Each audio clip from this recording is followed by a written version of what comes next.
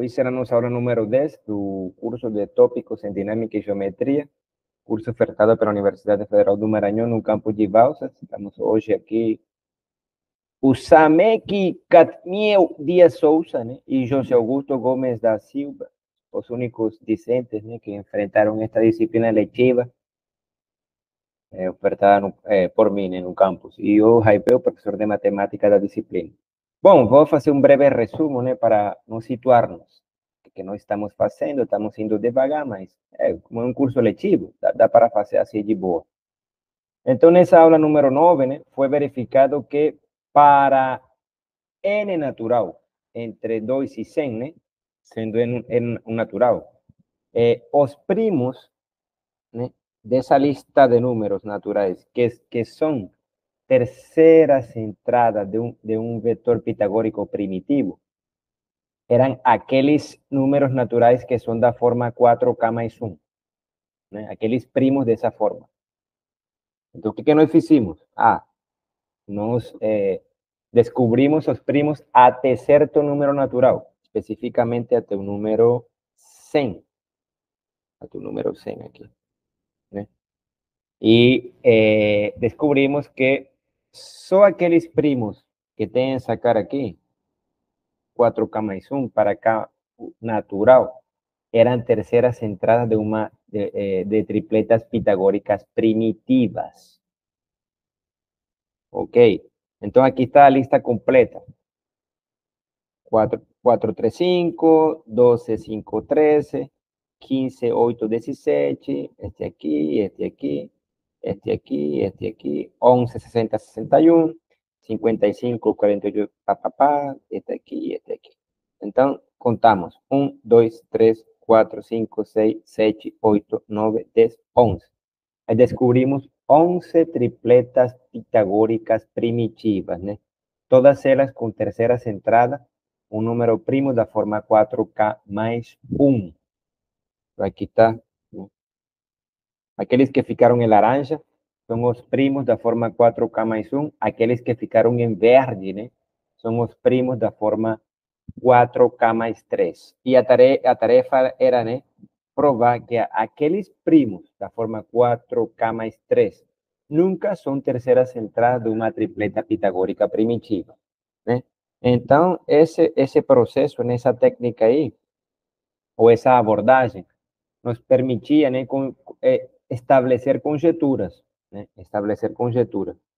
E uma conjectura que nós estamos propondo é, será que toda tripleta pitagórica primitiva é tal que a terceira entrada é um primo da forma 4K mais 1? Pronto, então essa foi a pergunta que nós colocamos.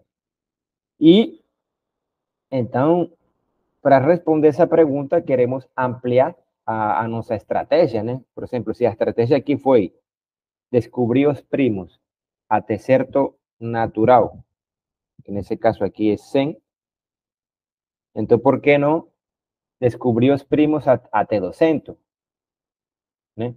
E uma vez que descobrimos os primos até 200, então verificar se existem primos da forma 4K mais 1, verificar se existem primos da forma 4K mais 3 e ver quais desses primos são ou não terceiras entradas de tripletas pitagóricas primitivas. Então, isso foi aqui resumindo, né? Então, a ideia era, né, continuar selecionando grupos de primos até um valor fixado. Então, por exemplo, como disse, né, poderíamos construir uma tabela.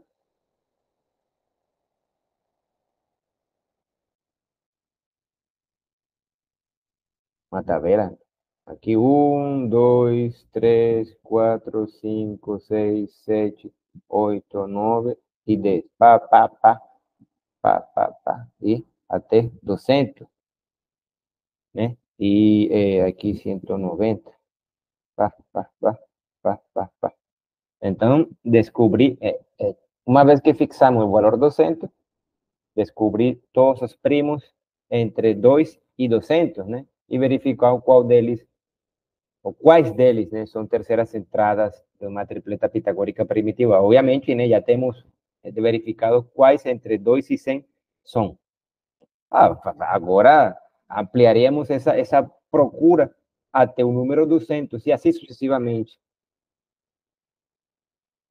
Beleza?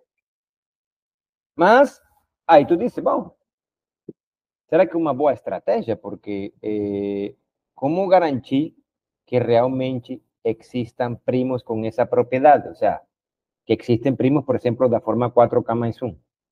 Não, poderia ser que todos sejam da forma 4K mais 3. Mas tudo bem. Mesmo que apareçam esses da forma 4K mais 3, a ideia seria provar se eles são ou não terceiras entradas. Ok? Então, a ideia é uma boa estratégia?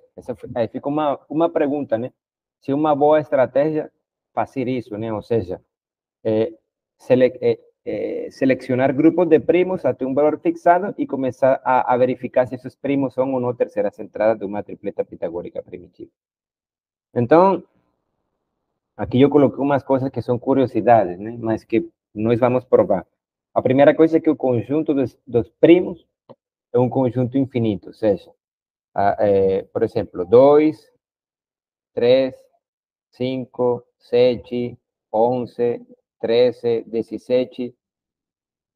E a ideia é que essa lista de números naturais, que tem a propriedade de ter dois divisores só, o 1 e o próprio número, eles formam uma lista infinita de números, o sea, o negócio não para. Então a estratégia, tu diz, eita, cara, a estratégia vai ser complicada, porque ao final nunca pararíamos. O sea, digamos, fixe um valor natural, 1000, identifique todos os primos de 2 até 1000. Daria para fazer.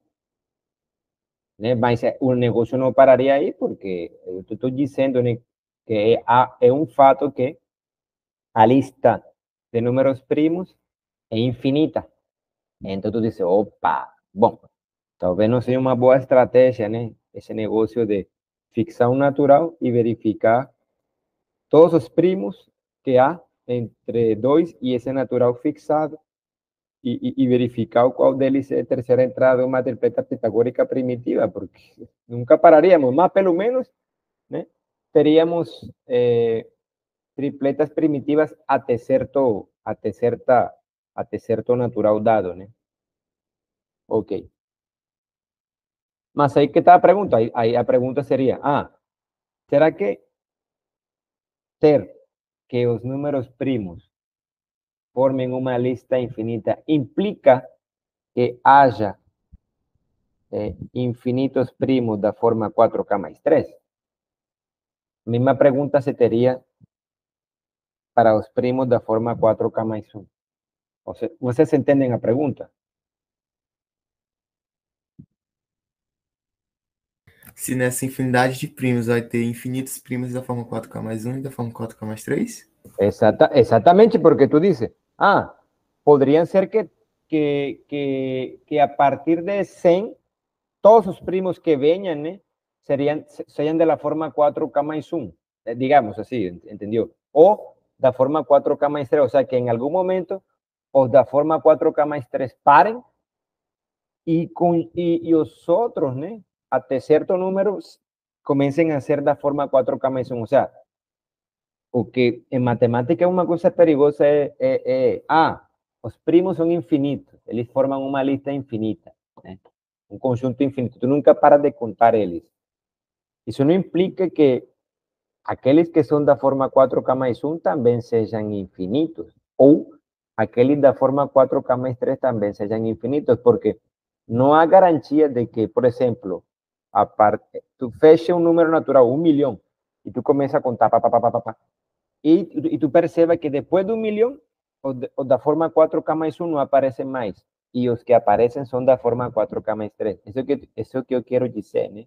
Que intuitivamente tu dices, não, eu posso encontrar, depois de 1 milhão, um ímpar primo da forma 4K mais 3. Não, tudo bem.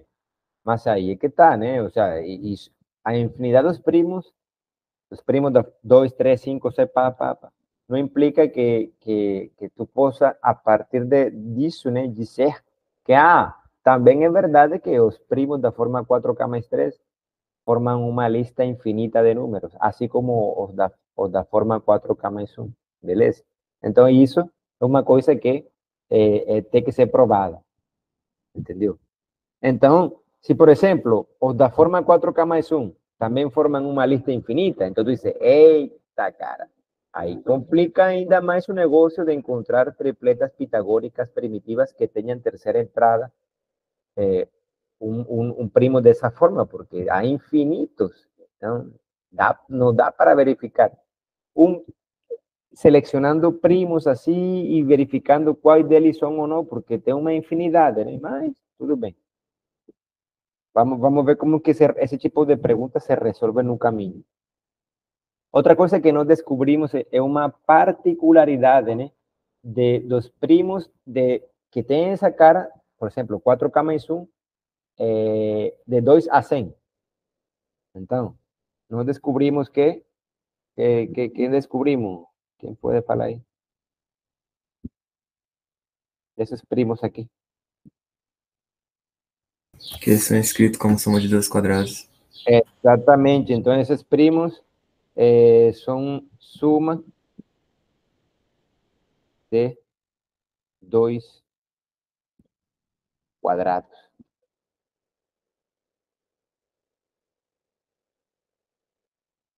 Suma de 2 quadrados. 5 é 4 mais 1, 13, 9 mais 4, 17, 16 mais 1, e assim sucessivamente, né? Então, isso aí foi importante. Isso aí foi importante por quê? Porque nós temos uma afirmação que diz que se tu tem um real, se tu tem um número real, e esse real é suma de 2 quadrados, então o próprio quadrado desse real também é suma de 2 quadrados. Entendeu? Então tu diz, opa, isso aí é importante. Isso aí é importante. E eu posso usar isso aí para gerar tripletas pitagóricas. Né? Então tu diz, opa, 5. 5 é suma de 2 quadrados. Segundo esse teorema, então, o quadrado de 5, que é 25, também é suma de 2 quadrados. 13. 13 é suma de 2 quadrados. Então, 13 quadrado, que é 169, também é suma de 2 quadrados. E isso permite gerar tripletas pitagóricas. 97. 97 é suma de 2 quadrados. Então, o próprio 97 quadrado também é 53. É suma de 2 quadrados. Segundo esse teorema, 53 cuadrado es suma de 2 quadrados, y así sucesivamente, ¿no?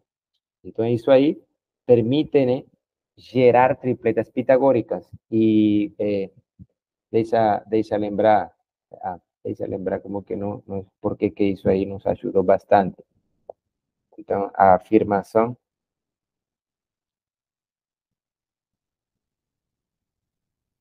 Então, a ideia é que era se esse cara aqui, se esse cara aí é zero, então, obviamente, né, zero quadrado mais zero quadrado, então, obviamente, é trivialmente, é verdade, né, que zero sempre é a suma dos quadrados.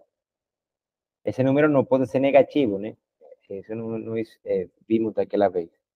O sea, se o número é zero, então seria zero quadrado mais zero quadrado, e obviamente, né, o sea, o quadrado dele também é suma de 2 quadrados. O quadrado de zero é zero, beleza? Agora, o número não pode ser negativo. Agora, se o número sí é positivo, então tu diz, bom, se por hipótese se expressa como suma de 2 quadrados, x, y real. Isso é hipótese. Ele se expressa como suma de 2 quadrados. O que hay que probar, a conclusión es que, conclusión, eso que tú quieres probar ahora, que si cuadrado también es suma de 2 quadrados. Então, acho que José, né, ajudou na prova. C quadrado si quadrado é si vezes si. Não sei se se pronuncia assim, acho que sim, tá? Então, tu faz assim. E ele chamou isso de chuvinha, né? Não é isso que tu chamou? Chuveirinho. Chuveirinho. Chuveirinho. Isso. Aí aplicamos o chuveirinho. Uma vez que tu aplica esse chuveirinho, aqui tu queda com x4 más isso aqui, 2x2, y2 más y a la quarta, né? E a ideia foi que, bom, fizemos um truque algébrico. O truque era, bom, esse aqui, assim, e isso aqui assim. Menos 2, x quadrado, isso aqui, mais 4x2, y2 más y, sí, o cuadrado de y2. Então tu diz, já. Aí tu percebe, né, que esse aqui junta com esse e junta com esse aqui. Então tu diz, sim.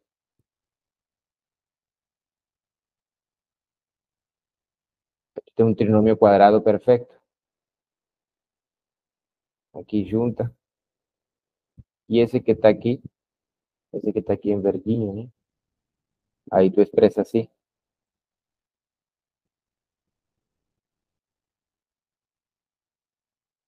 E esse que está aqui, tu expresa como um trinômio quadrado perfeito, assim.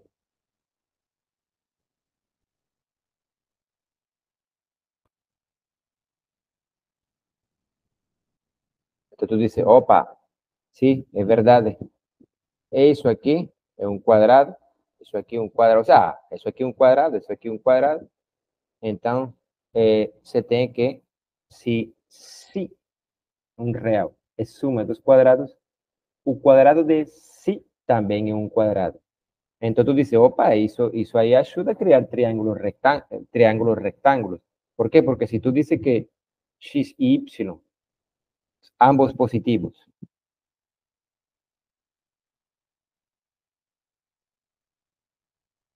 si tenemos que y es mayor, si x es mayor que y, o sea, supone que x es mayor que y, o que y es mayor que x. Vamos a supor que x es mayor que y. Entonces, el cuadrado de x es mayor que el cuadrado de y. También es verdad. Si el cuadrado de x es mayor que el cuadrado de y, entonces también es verdad. Todo eso hay consecuencias.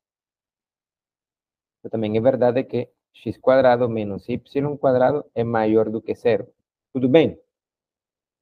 Então, estamos supondo que, por exemplo, que x e y são ambos positivos. Estamos supondo que x é maior que y. Se x é maior que y, o quadrado de x é maior que o quadrado de y. Se isso também é verdade, então a diferença entre x quadrado com y quadrado é maior do que zero e, portanto, tu teria um triângulo retângulo. ¿Con hipotenusa qué? ¿Quién sería hipotenusa de ese triángulo?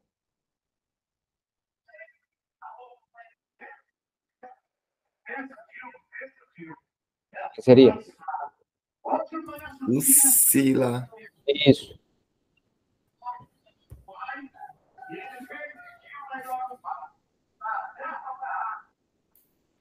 Exatamente. O si lá.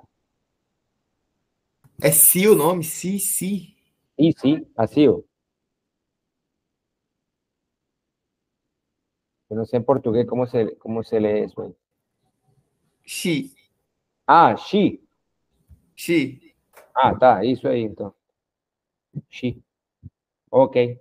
Então, nesse caso, tu terias um triângulo rectángulo com lados 2 vezes xy y otro cateto sería a diferencia del cuadrado de x menos el cuadrado de y. Entonces, por ejemplo, no caso en que x, ¿no? El caso que, por ejemplo, si x es 5, Sí, bom, sí es 5. ¿Quién sería ese cateto aquí? ¿Y quién sería ese cateto aquí?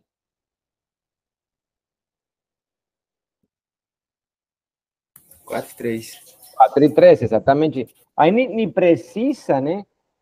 Saber a prova. Não precisa saber a prova. Por quê? Porque tu sabe que, nesse caso, como já tu sabes que 5 é o quadrado de 2 mais o quadrado de 1, então tu escolhe, tu diz, tu escolhe entre 2 e 1 quem é x. Então tu diz, bom, nesse caso, x é 2, porque 2 é maior que 1. Pronto, x é maior que 2. Aí tu diz, tá, já eu sei. Tu escolhe um cateto, tu diz, não, um cateto seria 2 vezes 1, seria 4. E o outro cateto seria a diferença entre 4 e 1, o sea, 3. Beleza? Então, esse teorema te está permitindo, né, construir, de fato, triângulos retângulos e, mais precisamente, triângulos pitagóricos, no caso em que x e y sejam ambos inteiros positivos. Beleza? Por exemplo, 13. Digamos que eu quero construir um triângulo rectángulo de hipotenusa 13.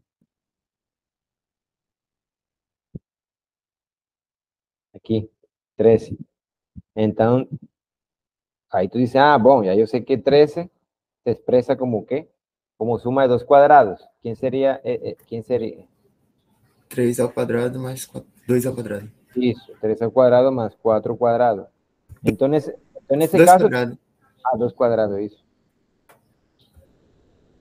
Entonces, en ese caso, tú dices, tá. Aquí, entonces, yo escolho x igual a 3, y2, porque a minha hipótese é que eu etiquetei como x maior do que y. Tu escolhe como tu quiser.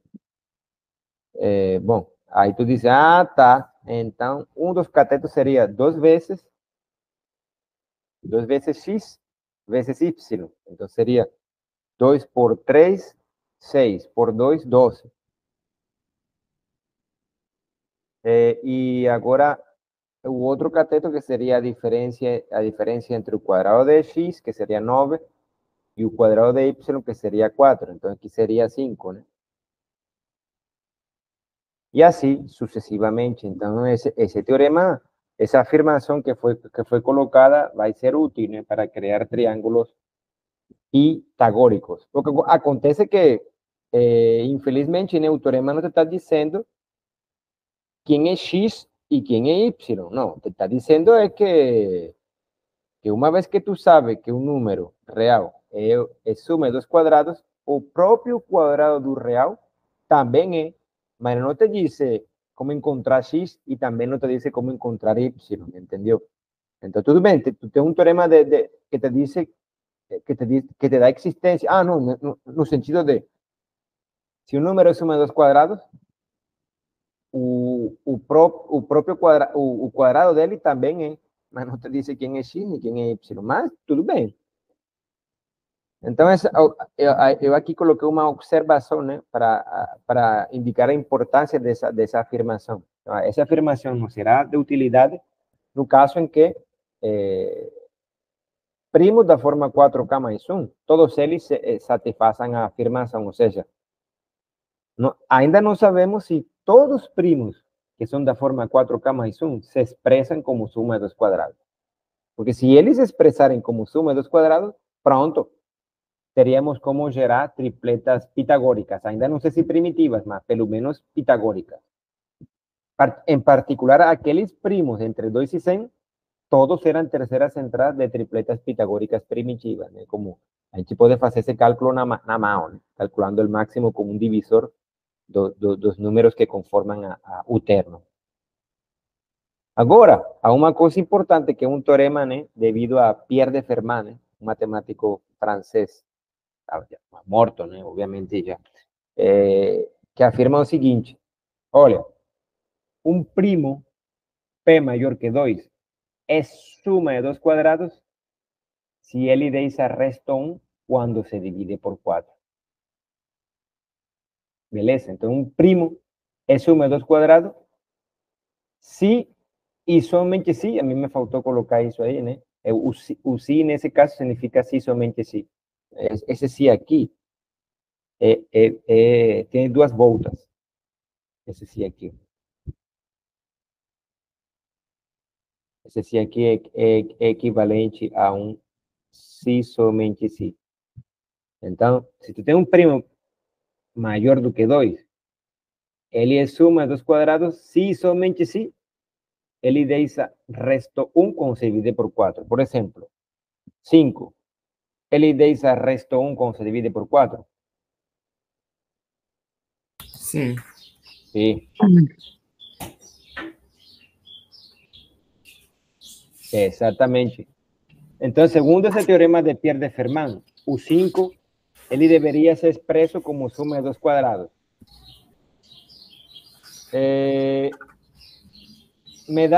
Me diga um primo maior do que 100 que tenha resto 1 quando se divida por 4.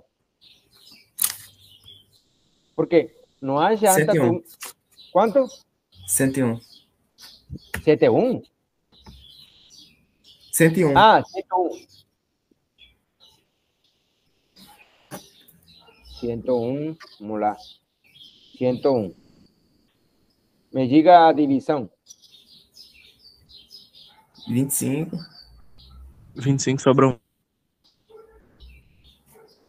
Exatamente. Então, esse cara aí deixa resto 1 quando se divide por 4. Então, segundo o teorema, ele deve ser suma de dos quadrados. Me diga. 10 ao quadrado mais 1 ao quadrado. Exatamente. Então, segundo a observação,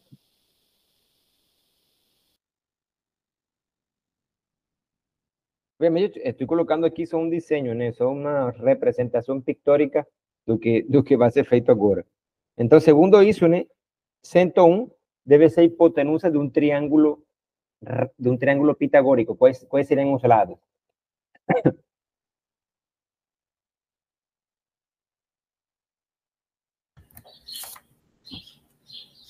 Vinte.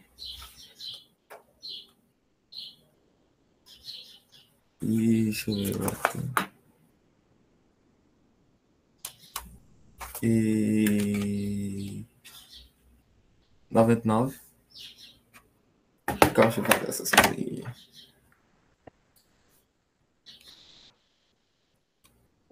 Porque segundo isso, né? Se tudo está bem, esse aqui o x seria 10 e o y seria 1. Então, um dos catetos teria medida 20, né? 2 vezes 10 por 1, 20. E o outro cateto seria que a diferença entre o quadrado de 10, que seria 100, menos 1. Então, seria 99. É isso aí. Beleza. Beleza. Alguém está macetando a cebola lá e o alho. Aqui. Que é mais do José. Então, o José está cozinhando. Ele está cozinhando para o rango dele, para que o cara vire forte. Então, é isso. Então, esse teorema de Fermat irá ser útil, né? Porque ele diz, opa, beleza, né? Então, aqueles primos que deixem resto 1 quando se dividem por 4 são suma dos quadrados. Isso me permitiria aí, né, construir mais tripletas pitagóricas. Eu não sei se primitivas, mas pelo menos pitagóricas. Então, aí, como usar o resultado de Fermat para nossa conveniência? Se continuamos, né, com nossa estratégia, né, a ideia seria, bom, fixe um natural, por exemplo, aquele até 200, né? Identifique todos os primos que há entre 2 e 200, verifique quais deixam resto 1 quando se dividem por 4, e aí tu ganhas. Ganhas que? Ganhas a possibilidade de gerar tripletas pitagóricas, porque aqueles primos que deixam resto 1 quando se dividem por 4 se expressam como suma de dos quadrados. E eu tenho uma observação, uma afirmação que me diz, se um número real é suma de dos quadrados, então o quadrado dele também é E aí isso me permitiria, né, gerar tripletas pitagóricas. O problema é que não sabria a priori se elas seriam primitivas. Nós vimos que aqueles primos entre 2 e 100, sim, são terceiras entradas, mas eu não, agora não tenho um critério para decidir, por lo menos eu não vejo, por enquanto, não sei se vocês veem, que aqueles primos sí son terceras entradas siempre de pitagóricos primitivos.